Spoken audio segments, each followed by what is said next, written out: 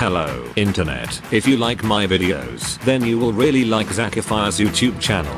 He does mod reviews and other various of other bully stuff. Click the annotation on the screen to check it out. It has been a while since I made my last video about the pre-released version of Bully, and as such I feel it's about time I make another one.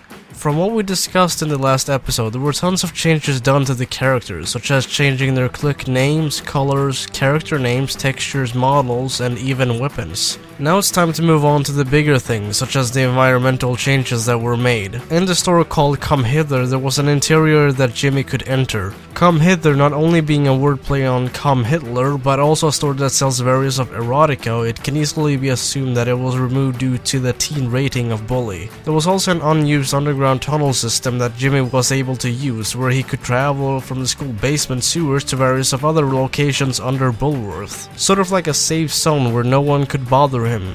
This may have been removed due to the limits of the PlayStation 2. If you traveled to the school's basement, you would find an elevator that would take you back up to the school halls and back down. What makes it all more interesting is the fact that originally Jimmy was going to be able to watch and bet on fights that other students fought in. Where? The hole. Remember how Gary described it? So, Jimmy boy, here we are, the hole. The place where this school separates the men from the boys, the wheat from the chaff, and all that nonsense. My theory is that after you fought Russell, you're open to the idea of actually betting on other people's fights and thus giving you some extra money to spend. The idea was thrown out the window, but you can still find some interesting leftovers of this. One thing that was interesting to note during the mission Help Gary is that the second you meet up Gary in the hole, a ton of students appear out of fuck all nowhere. If you look closely, they're running from what seems to be the same direction as the elevator, meaning that they were originally going to be able to use it as well. Another thing that was scrapped during development was that the school's janitor, Mr. Luntz, was originally going to spawn there as well, but he was later moved to cleaning the school yard and selling clothes at the school apparel store.